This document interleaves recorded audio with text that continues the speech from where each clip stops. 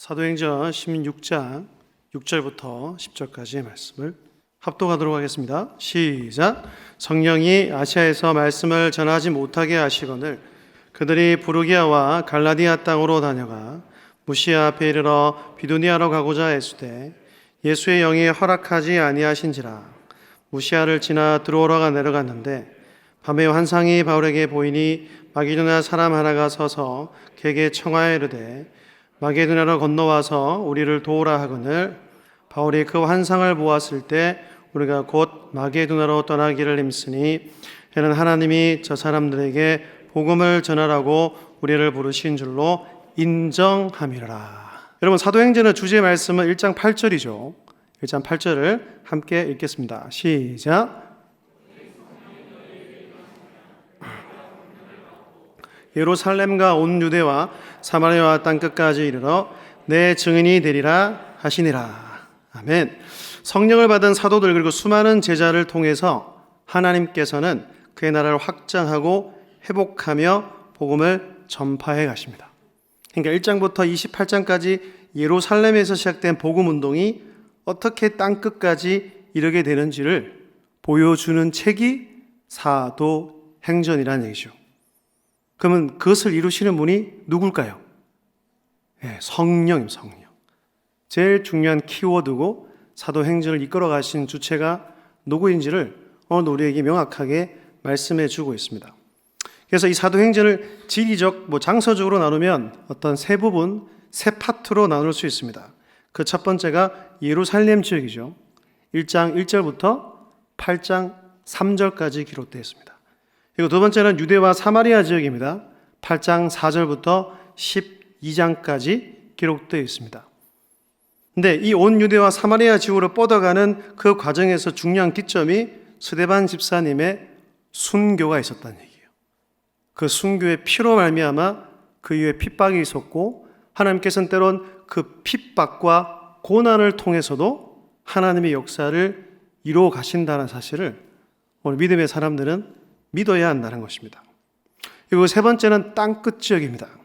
13장부터 28장까지 사도 바울이 중심을 하고 있죠. 그러니까 13장부터 본격적인 이방인의 복음 전도가 시작됩니다. 그리고 사람의 중심도 바뀝니다.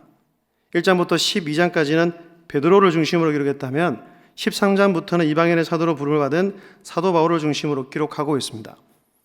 그래서 장소적으로 나누면 세 부분으로 나눌 수 있고 또 어떻게 보면 사람의 기점으로 나누면 사도행전은 두 부분으로 나눌 수 있다는 얘기예요. 1장부터 12장까지는 베드로 중심으로, 그리고 13장부터 28장까지는 누구요? 사도 바울입니다. 이방인의 사도로 부른 하나님께서 안디옥 교회로 거점으로 해서 하나님께서는 그를 사용하시고 하나님의 복음을 전파하신다는 겁니다. 여러분, 안디옥 교회의 파송을 받은 바울과 바나바는 1차 전도행을 떠나게 됩니다. 사진 한 장을 봅시다. 1차 전도행 사진입니다.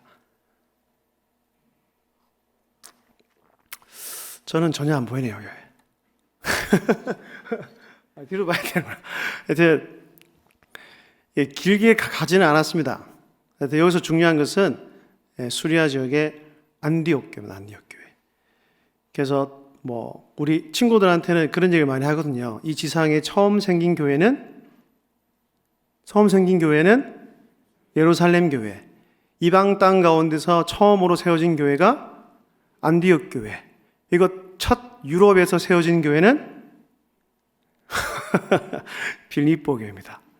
그래서 이런 사도행전 우리가 수요일 날 공부를 하고 있으니까 한 요 3개 정도의 어떤 교회는 알고 있으면 좋을 것 같습니다. 하여튼 처음에 구브로 바나바의 고향부터 거쳐서 긴 코스는 아니지만 더베까지가 다시 돌아와서 아스기라에서 이렇게 안디옥까지 넘어오는 게 1차 전도여행의 코스였다는 얘기죠. 이방 선교의 거점이 바로 안디옥 교회입니다. 이방 지역에 세워진 첫 교회, 그리고 이방 선교의 베이스 캠프가 되는 곳이기에 그런 의미에서 안디옥 교회는 매우 중요합니다. 하나님의 인도하심과 은혜로 1차 전도여행을 잘 마치게 되었죠. 그리고 바울과 바나바는 구원론 문제로 인해 어지러운 상황 속에 처했던 안디옥 교회를 말씀으로 굳건하게 세운 후 2차 전도여행을 떠날 준비를 합니다. 그러니까 15장에서 또 중요한 것은 예루살렘 회의입니다. 회의. 거기서 이제 이방의 어떤 새로운 지평선이 열렸다 해도 과언이 아닙니다. 그러니까 유대인 그리스도인은 여전히 율법과 그 할례를 믿고 행해야지만이 구원을 얻을 수 있다고 생각을 했습니다. 이렇게 믿었다는 얘기죠. 그래서 안디옥 교회에 있는 그 이방인 그 그리스도인은 잘 인정할 수 없다.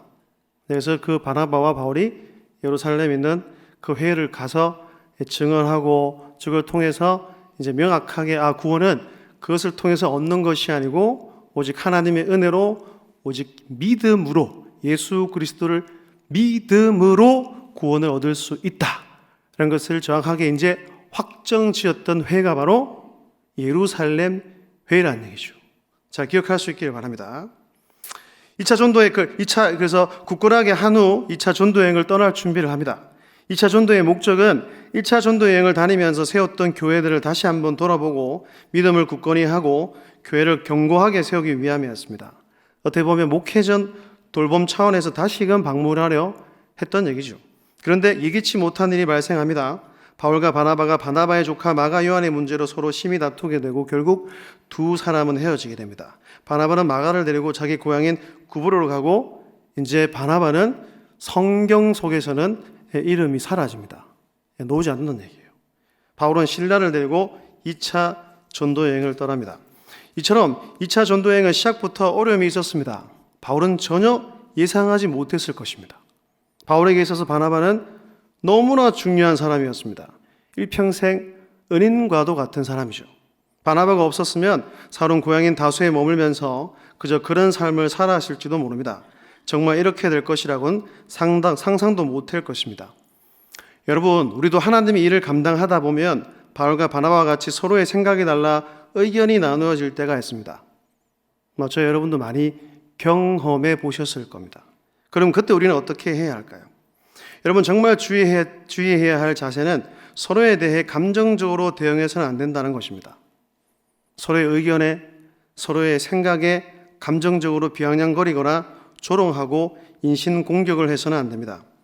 사람이 감정을 앞세워서 이야기하다 보면 서로에게 상처 주는 말을 쉽게 합니다. 또한 자기 생각만을 절대로 옳다고 주장하며 이야기를 하다 보면 결국 그 대화의 틈은 좁혀지지 않고 오히려 갈등과 다툼이 일어날 수밖에 없다는 얘기죠. 나는 옳고 내 생각은 맞고 네 생각은 안 맞고 상대방은 틀렸다라는 생각은 갈등을 더욱 심화시킵니다.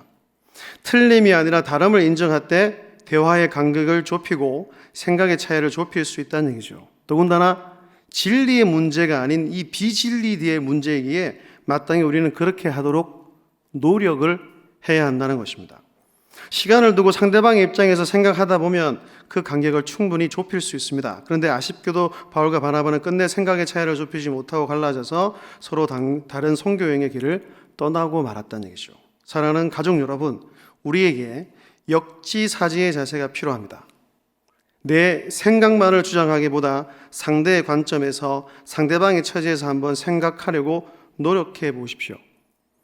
내 생각과 조금 다르다고 그 사람을 비난하거나 증오하거나 혐오해서는 안 됩니다. 무엇보다 우리는 주님 예수 그리스도 안에서 한 가족, 한 공동체라는 사실을 명심하셔야 합니다. 같은 주님을 믿고 같은 비전을 꿈꾸고 믿음의 길을 걸어가는 믿음의 동력자, 믿음의 동지라는 얘기죠. 그래서 우리가 서로 해야 할 것은 더 많이 사랑하는 것입니다. 할렐루야입니까? 더 이해하는 것입니다. 더 용서하고 더 용납하는 것입니다. 함께 꿈꾸고 하나님께 주신 비전 그 사명을 이루기 위해 서로 위로하고 지지하고 응원해야 합니다. 그렇게 할 때 성령 하나님께서 더 좋은 길로 더 좋은 결과로 이끌어 가실 줄로 믿습니다. 더 사랑하고 더 이해하고 더 용서하기에 힘쓰는 우리 공동체가 될 수 있기를 주님의 이름으로 축복합니다.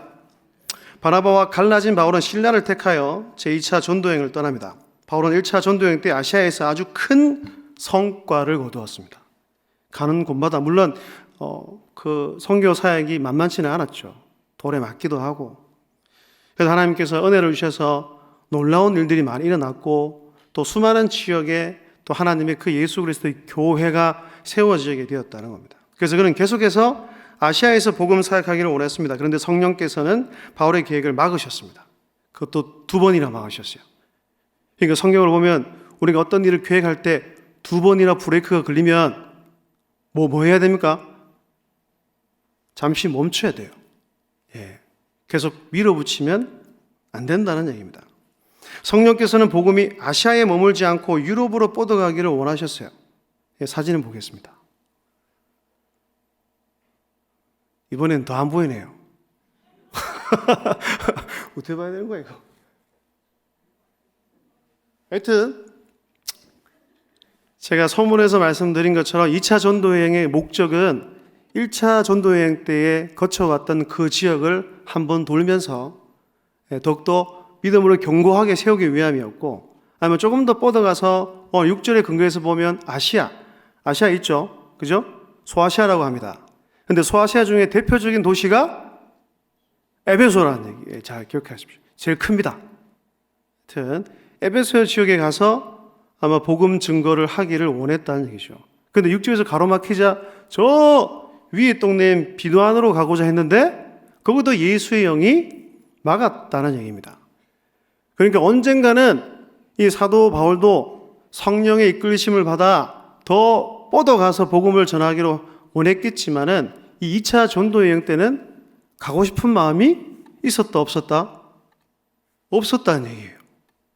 그의 계획 속에는 마게도니아, 그 유럽, 지구로 말하면 그리스입니다. 그리스. 아시아라고 통틀어서 지금은 터키입니다. 터키. 그래서 터키에 여행을 많이 가는 이유가 거기에 있다는 얘기죠. 바꾸시면 되겠습니다. 그래서 이 바울에게는 마게도냐는 아예 계획 자체가 없었어요. 마게도냐는 사진에 나와 있듯이 더군다나 거리가 엄청나게 멀었습니다.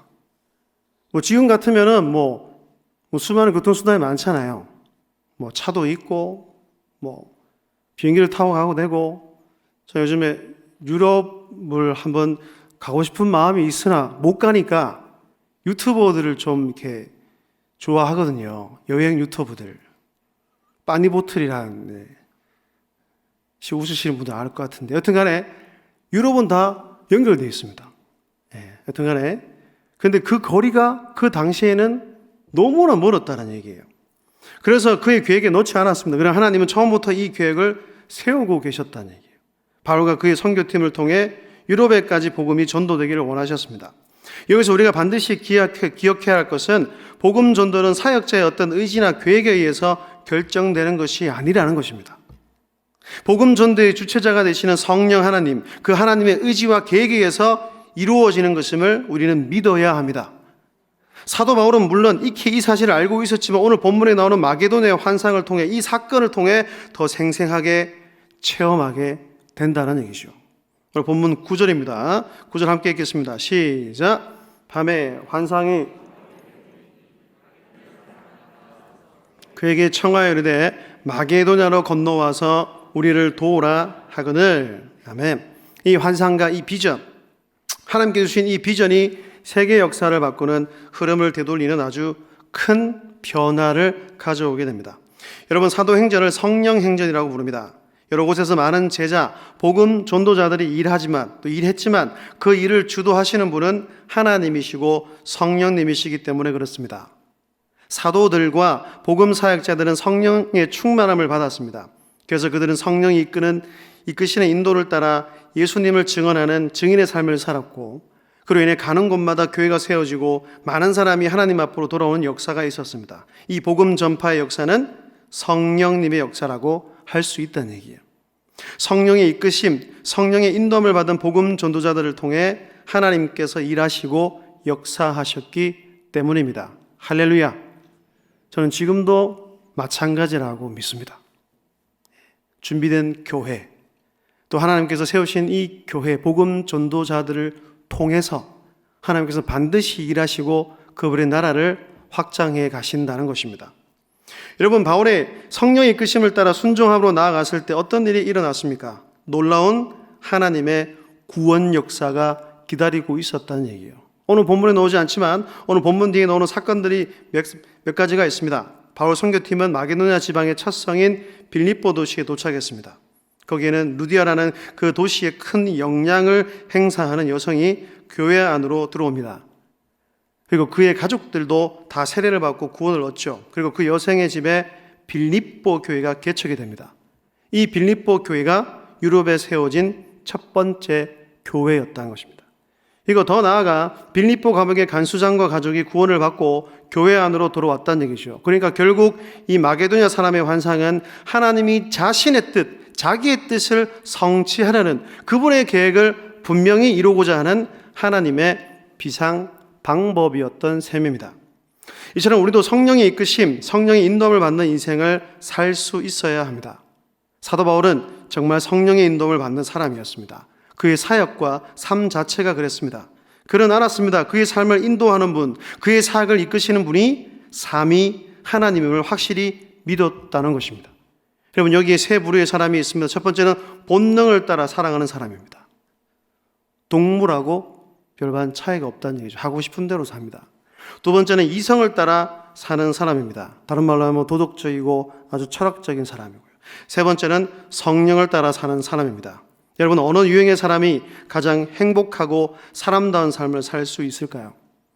사는 여러분, 오늘 이 자리에 나오신 여러분, 성도님들은 어느 부류에 속한 사람입니까? 길게는 여러분들이 구원받고 교회 나와 신앙생활 총 한 회수를 한번 돌이켜 보십시오. 그리고 짧게는 올 한 해 벌써 한 달이 넘었대요. 별 반응이 없으시네. 저는 놀래가지고요. 1월달이 이렇게 빨리 간다. 근데 2월달은 천천히 가겠지라고 했는데 명절이 껴 있어서 더 빨리 가는 것 같습니다. 그리고 더 짧게는 이번 주간을 한번 여러분을 돌이켜보라는 얘기입니다. 무엇에 이끌려 살았고 무엇이 내 시간과 물질을 사용하게 했으며 무엇을 통해서 여러분이 만족을 했고 여러분들을 이끌어 갔냐는 거예요. 우리는 성령을 따라 살아야 합니다. 말씀을 따라 쫓아가야 합니다. 그저 내 안에 일어난 충동과 본능에 따라 살아서는 안 됩니다. 이성에 끌려 살아서도 안 됩니다. 이런 삶은 후회만 남을 뿐입니다. 나를 만드시고 나를 지으시고 나를 부르시고 나를 이곳에 세워주신 하나님의 부르심과 목적에 따라 살아갈 때만, 성령의 인도함을 받을 때만 후회가 없는 인생을 살게 될 줄로 믿습니다. 성령 하나님은 우리를 이끄시기를 원하십니다. 그래서 때론 우리가 가는 길을 가로막고 돌아가기도 하시고 가지 못하기도 하십니다. 여러분, 신앙의 절정은 성령의 인도함을 받는 것, 성령의 이끄심대로 사는 것, 성령 하나님과 동행하는 삶을 사는 것입니다. 그래서 우리는 가끔 멈춰서서 내가 가는 길이 하나님의 뜻인지, 지금 내가 성령의 이끄심 아래에 있는지 나의 삶을 돌아보고 확인해야 합니다.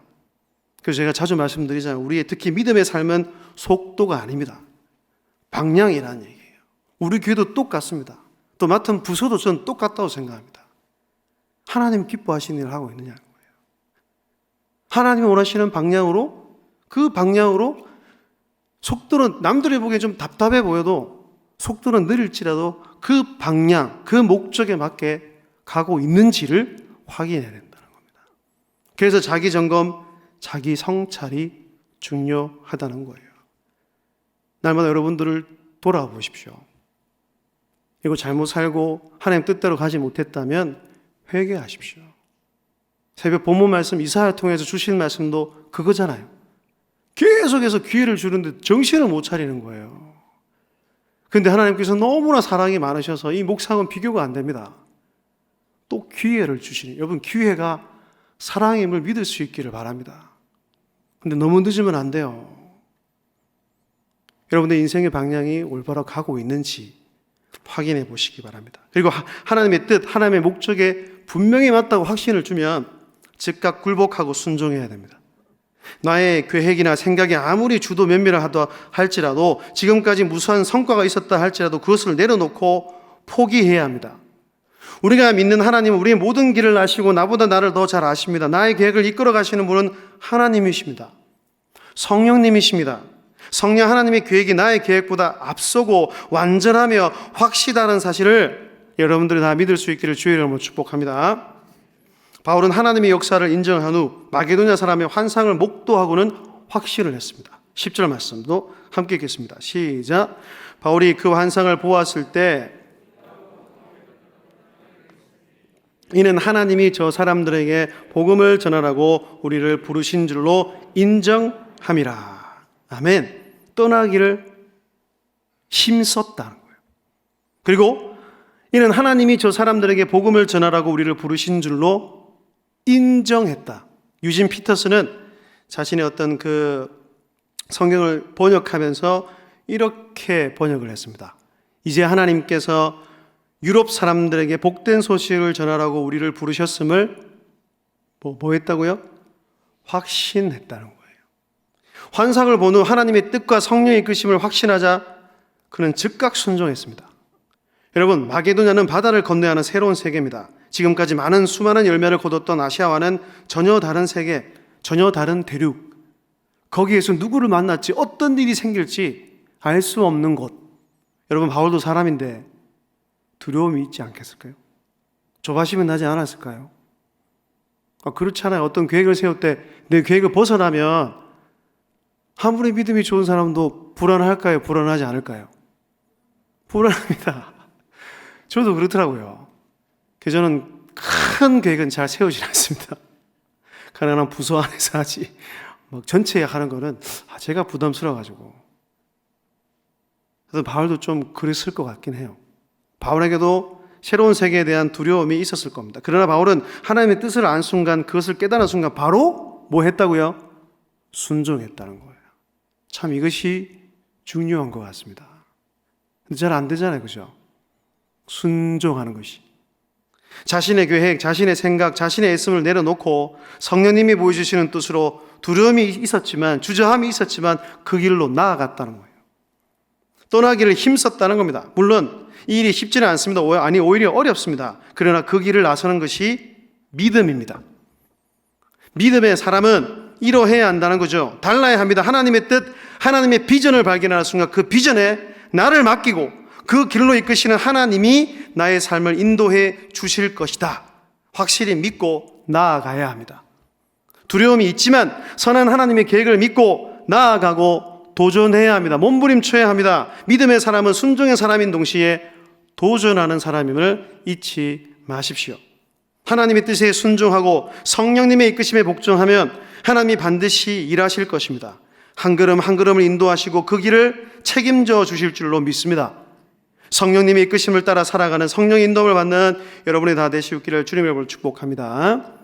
마지막으로 성령님의 이끄심을 따라 살아가는 그런 사람이 되려면 우리가 어떻게 해야 할까요? 성령의 역사에 민감해야 한다는 거예요. 여러분 한번 생각해 보십시오. 우리가 육체의 충동, 본능에 따라 사는 일은 어려울까요? 쉬울까요? 물론 여러분들 되게 거룩하시기 때문에 항상 성령 충만해서 죄 짓는 게 쉬울까요? 어려울까요? 애들 보면 알잖아요. 쉽더라고요. 본능에 따라 이 본능이 이끌어 들어가면 됩니다. 배고프면 뭐예요? 밥 먹고, 졸리면 자고, 예배 안 나오고 싶으면 안 나오고 놀러 가고, TV 보고 싶으면 그냥 보면 됩니다. 쉬워요. 그러나 하나님과 함께 동행하고 그분의 이끄심을 따라 살아가는 일은 생각보다 만만치가 않더라는 거죠. 왜 그렇습니까? 우리의 본능을 거스르는 것, 역행하는 것이기 때문입니다. 제가 지난 새벽에도 말씀드렸죠. 감사가 어려운 이유가 뭔지 아세요? 우리의 본능이 그러지 않기 때문이에요. 우리의 본능은요, 감사보다 뭘 해요? 불평을 합니다. 감사보다 원망을 하고요. 사랑보다는 시기하고 질투하는 게 그 죄인된 인간의 본성이라는 얘기예요. 근데 이것을 거스르는 것 쉽지 않아요. 만만치 않아요. 내 힘으로 안 된다는 것입니다. 그래서 훈련과 연습이 필요합니다. 끊임없는 반복적인 영적인 훈련. 그래서 저도 일본은 131 운동을 합니다. 131 운동.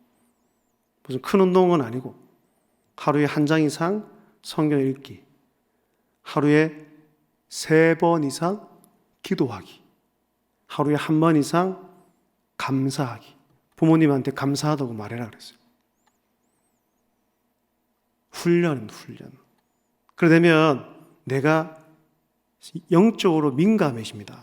여러분 물론 성격적으로 민감해지는 건 별로 좋은 게 아닙니다. 무든해져야 되죠. 근데 영적으로는 민감해야 됩니다. 여러분, 하나님은 우리 인생을 위한 완벽한 계획을 가지고 계십니다. 우리가 이 사실을 굳게 믿어야 합니다. 그분의 그 계획과 풍성함을 누리기 위해서는 우리가 할 일은 성령의 인도에 민감해야 되죠. 그럼 민감하려면 어떻게 해야 할까? 먼저 내 안에 부정적인 것들을 버리고 악한 것들을 제거해야 됩니다. 그래서 늘 말씀드렸듯이 회개가 선행돼야 한다는 것이죠. 그렇잖아요. 내 마음에 부정적인 것들, 악한 것들이 가득 차 있는데 어떻게 하나님의 음성을 듣고 하나님의 인도함을 받을 수 있겠습니까? 그럴 수 없다는 얘기예요. 그러니까 무엇보다 우리에게 뜨거운 기도, 간절한 마음으로 외치는 간구함, 지속적인 끊임없는 기도가 있어야 됩니다. 기도함으로 깨어 있어야 한다는 것입니다. 할렐루야. 베드로서 4장 7절입니다. 함께 읽겠습니다. 잘 보시오. 시작. 만물의 마지막에 근신하여 기도하라. 5장 8절입니다. 근신하라, 깨어라. 너희 대적마귀가 우는 사자와 같이 두루 다니며 삼킬 자를 찾나니. 아멘. 기도함으로 깨어 있어야 한다는 거예요. 영적으로 졸지 말아야 합니다. 우리가 깨어서 기도할 때 성령의 인도함을 받을 수 있습니다. 성령의 역사를 느끼고 경험할 수 있습니다. 날마다 성령 충만하고 그분의 뜻대로 살아갈 수 있게 되는 것입니다. 사랑하는 가족 여러분, 성령의 인도함을 받는 올 한 해가 될 수 있기를 바랍니다. 올해 교회 표처럼 성령으로 회복되고 더 나아가 성령의 이끄심을 받는, 그래서 하나님의 뜻을 이루어가는 우리 교회, 우리 가정, 여러분 한 사람 한 사람이 다 될 수 있기를 주님의 이름으로 축복합니다. 성령 충만을 위해서 계속 기도합시다. 새벽을 깨우고 하나님의 도우심과 인도하심을 구합시다. 70일 특별 새벽 기도회가 진행되고 있잖아요. 그죠? 처음에 말씀드린 대로 우리에게 주신 기회입니다. 기회. 근데 이 기회가 정말로 은혜가 되기 위해서는 이 기회를 붙잡는 사람에게 하나님께서 은혜를 부어 주신다는 것입니다. 이렇게 할 때 우리 교회를 통해 우리를 통해 일하시는 하나님의 역사를 반드시 경험하게 될 줄로 믿습니다. 물론 그 길에 고난과 환난도 있을 것입니다. 그러나 한 가지 분명한 것은 이런 삶은 앞서 말씀드린 대로 후회가 없습니다. 많은 열매를 맺지 못한다 할지라도 하나님의 인도하심을 받으면 그 자체의 기쁨이 있고 감사가 있는 줄로 믿습니다. 여러분, 지금 좋은 길이라고 내일 좋다는 보장이 없잖아요. 이 코로나가 이렇게 생겨서 3년이라는 기간 동안 계속될 줄 우리가 어떻게 알았겠습니까? 지금 현재 조금 힘들고 어렵더라도 하나님이 이끄시는 그 인도를 받아 살아가면 그 길은 후회가 없고 살아갈수록 살아볼수록 오히려 더 기쁨과 감사가 넘치게 된다는 것입니다. 고난 가운데서도 하나님이 주시는 있는 풍성을 맛보는 여러분들 다 될 수 있기를 주의 이름으로 축복합니다. 사도 바울의 마지막 고백인 디모데후서 4장 7절 8절을 말씀을 읽고 마치겠습니다. 함께요. 시작. 나는 선한 싸움을 싸우고